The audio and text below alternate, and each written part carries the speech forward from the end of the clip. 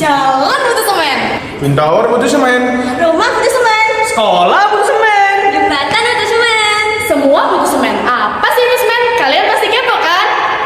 Oke, semen adalah bahan perekat hidrolik yang dibuat dengan reaksi kimia antara oksida kalsium, silika, alumina, dan perioksida lalu dibakar dengan suhu tinggi sehingga membentuk klinker. Klinker ini dibimbing secara halus bersama gipsum. Nah, kalian pada kepo nggak nih cara pembuatan semen kayak gimana di industri semen? Simak saja. Halo teman-teman. Kalian tahu gak sih sebenarnya proses yang terjadi di industri semen itu kayak gimana? Untuk itu, biar kalian tahu nih, kita bahas dari satu persatu ya. Mulai dari tahap awal. Kita melakukan penyediaan bahan baku seperti bahan baku utama yaitu batu kapur dan juga tanah liat, di mana bahan baku tersebut kemudian akan disalurkan ke hammer mill dengan menggunakan belt conveyor. Belt conveyor di sini ditujukan untuk menyalurkan bahan baku tersebut secara terus-menerus ke proses selanjutnya atau ke hammer mill. Nah, pemilihan belt conveyor ini ditujukan karena sesuai dengan industri kita, industri semen itu berjalan secara terus-menerus atau kontinu dan bukan merupakan industri yang dalam konsep batch. Kemudian dari conveyor itu kan akan disalurkan ke hammer mill. Nah, di hammer mill ini kemudian bahan baku tersebut akan dilakukan proses penghancuran atau pengancuran ukuran dengan tingkat ukuran yang seragam sehingga memudahkan untuk pada proses selanjutnya. Kemudian setelah dilakukan penghancuran ukuran akan disalurkan kembali dengan menggunakan belt conveyor ke pre-blend, di mana pre-blend ini digunakan untuk menghomogenkan bahan sehingga untuk proses selanjutnya di sini bahan-bahan sudah berada di tingkat homogenitas yang sama. Kemudian dari pre-blend ini akan disalurkan menggunakan belt conveyor lagi ke silo, di mana di silo ini kemudian bahan baku tersebut akan disimpan dan melindungi bahan baku tersebut dari kontaminasi dari produk-produk luar. Seperti itu teman-teman. Nah, selanjutnya akan dilakukan oleh teman saya. Lalu kiln yang dihasilkan dimasukkan ke preheater tower, lalu dipanaskan secara bertahap. Nah, dipakai preheater tower karena untuk mengurangi energi dari si kiln tersebut. Nah, sehingga dihasilkan raw meal dengan panas 850 Celcius.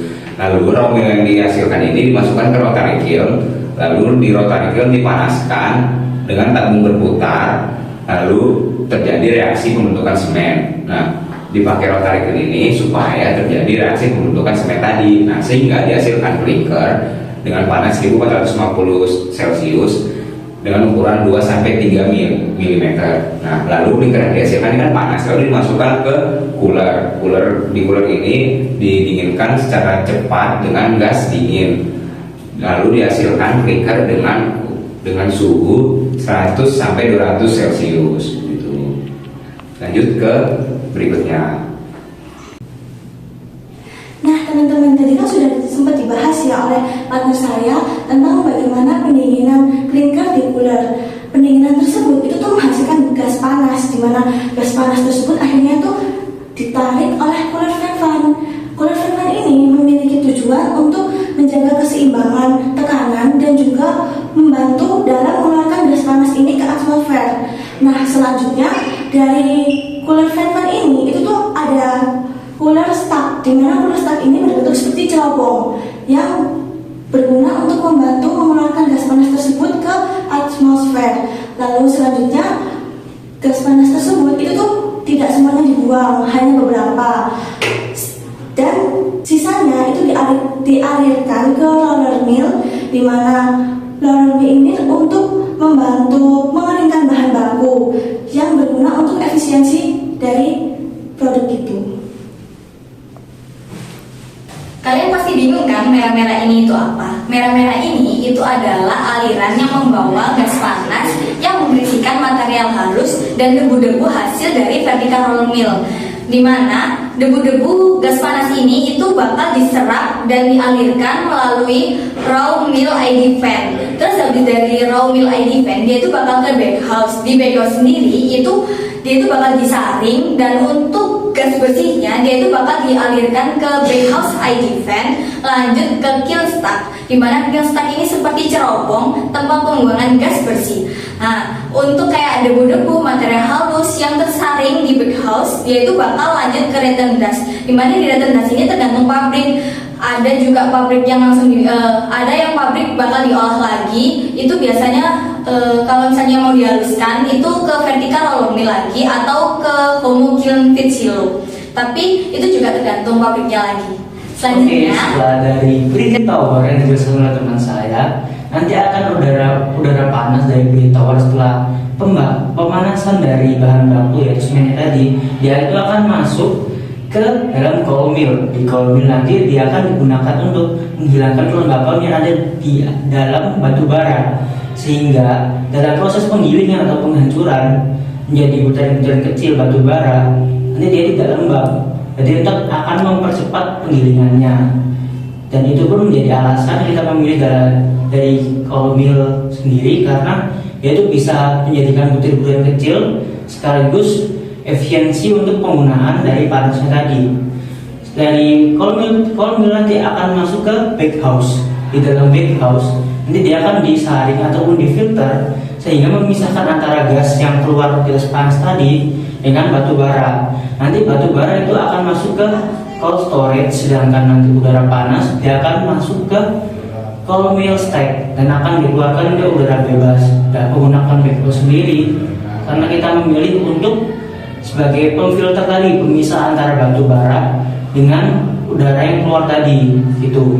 Dan untuk cold mill stack tadi akan berguna untuk melepaskan udara yang telah digunakan ke dalam atmosfer agar dia itu bersih dan bebas dari polusi begitu. Selanjutnya, ketika bahan yang belum diolah itu memenuhi standar yang diinginkan, ia akan dihancurkan oleh cold mill. Lalu dari cold mill ia akan menuju backhouse untuk dilakukan penyaringan antara debu dan gas bersih, di mana penumpang debu akan jatuh langsung ke dalam cold storage. Nah, cold storage ini kita menggunakan silo untuk pengelolaan stok yang efisien dan menjaga kontinuitas proses produksi dengan distribusinya. Nah, setelah di dalam silo ini ia akan menuju rotary kiln, yang dimana di dalam rotary kiln ini ia akan dibakar dengan suhu tinggi secara merata dan kontinu. Setelah pembakaran terjadi, bahan tersebut akan berubah menjadi klinker, yang dimana klinker ini akan menuju ke cooler yang langsung didinginkan dengan gas dingin secara cepat. Nah, rotary kiln sendiri merupakan alat produksi semen yang berfungsi untuk membakar bahan mentah dengan suhu yang sangat tinggi, yaitu suhu sekitar 1450 derajat. Untuk cooler sendiri, kita memilih clinker cooler, yang dimana mendinginkan clinker dari kiln secara cepat agar struktur mineral yang di dalamnya tetap stabil. Nah teman-teman, kita sudah di tahap terakhir dari proses produksi semen ini. Setelah didinginkan dengan cooler, selanjutnya itu dengan clinker silos. Clinker ini dipilih karena dia dapat menjaga suhu dengan sangat stabil, serta dia dengan ukuran yang sangat besar, sehingga menjadi tempat yang paling cocok untuk menjaga akhir dari produk semen. Selanjutnya yaitu flash limestone and gypsum silos. Alat ini dipilih karena dapat memberikan bahan-bahan tambahan secara konsisten. Selanjutnya masuk di finishing mill, yaitu di vertical mill. Vertical mill ini dipilih karena dapat memperkecil lagi ukuran sesuai dengan target yang dipilih. Selanjutnya yaitu ke backhouse.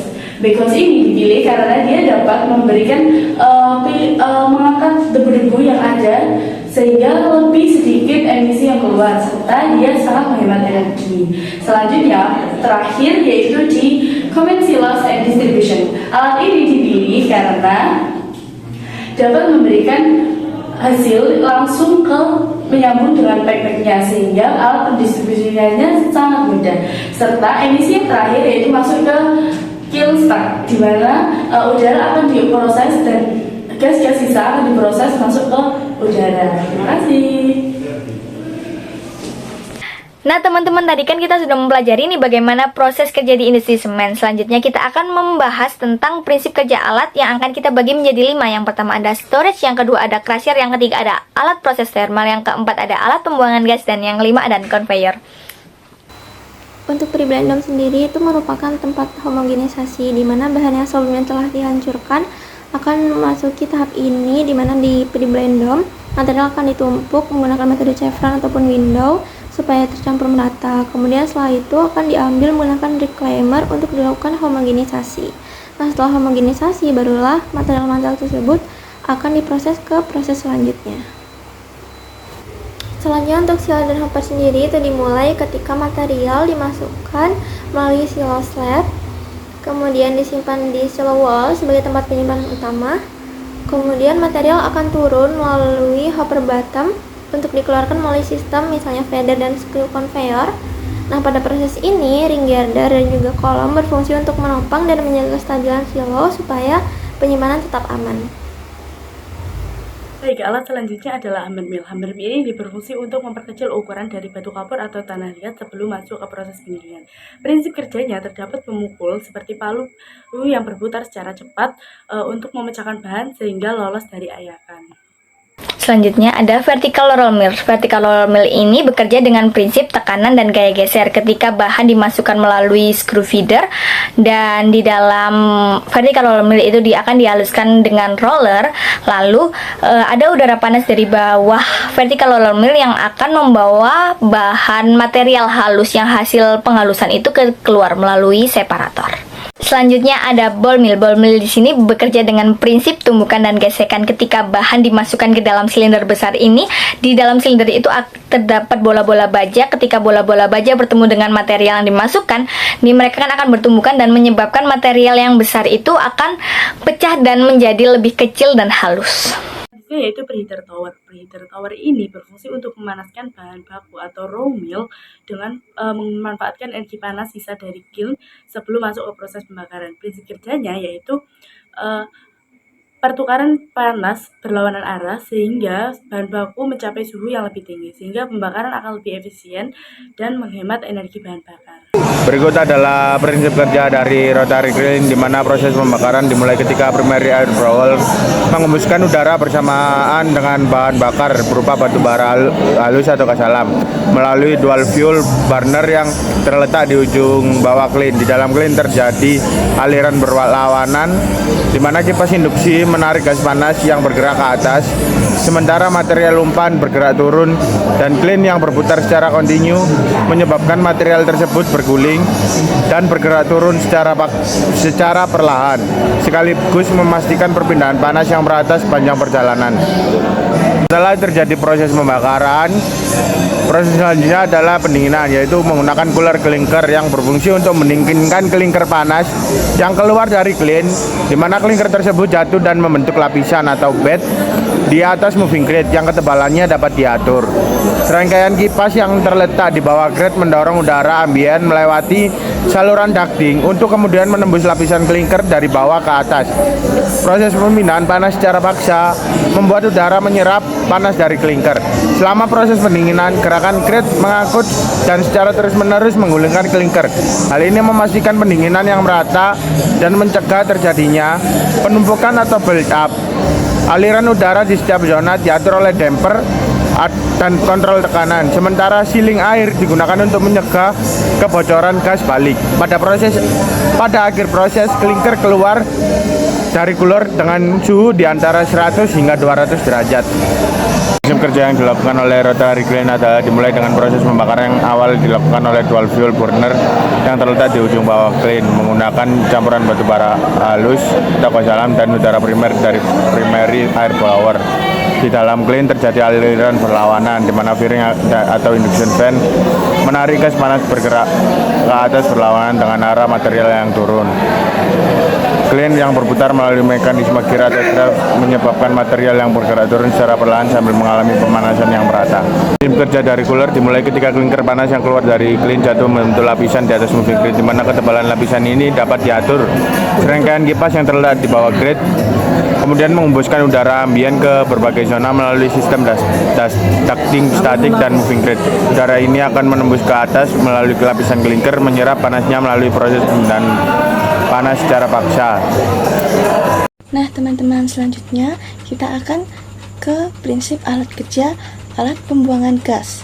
Yang pertama itu ada raw mill ID fan. Raw mill ID fan ini memiliki prinsip kerja yaitu menciptakan tekanan negatif.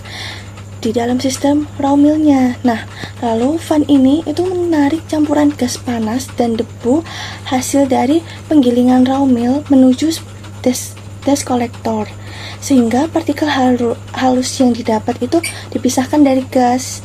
Nah, tekanan negatif ini membuat aliran udara raw mill menjadi terkendali, stabil, dan juga membantu proses pengeringan dari bahan baku dengan efisien. Nah, selanjutnya alat pembuangan gas yang kedua itu ada clean ID fan, di mana clean ID fan ini menciptakan tekanan di sepanjang sistem pembakarannya. Dengan tekanan ini itu tuh akan membuat gas-gas hasil pembakaran seperti debu-debu itu akan keluar dari sistem menuju alat penangkap debunya. Tekanan ini itu juga membuat gas panas itu agar tidak bocor melalui celah-celah cleannya. Selanjutnya, fan ini tuh memiliki kapasitas yang besar dan juga suhu di atas 300 derajat Celcius. Seperti itu. Nah, di sini saya akan menjelaskan cara kerja dari cooler fan. Nah, cara kerjanya itu pertama dia tuh akan ada sensornya, dan jika sensornya menyala nanti dia akan memutar kayak impeller, nanti dia akan bermutar dan terus akan menghisap udara panas yang dihasilkan saat proses industri tadi.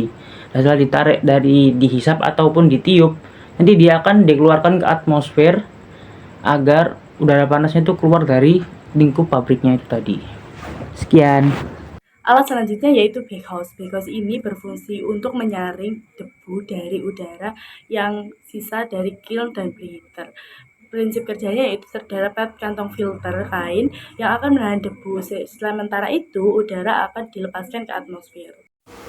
Pada bel conveyor bekerja berdasarkan prinsip pemindahan material melalui sabuk yang digerakkan oleh motor listrik dan juga pali, di mana sabuk ini akan berjalan di atas roller yang kemudian akan memindahkan material dari satu titik ke titik lain secara terus-menerus dan berlangsung secara kontinu.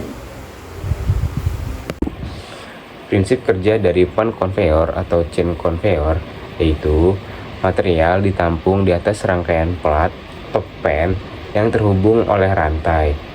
Nah, rantai ini digerakkan oleh motor sehingga pan bergerak mengikuti jalur lurus ataupun menanjak. Nah, material ikut terbawa di atas pan dari titik feed menuju titik discharge.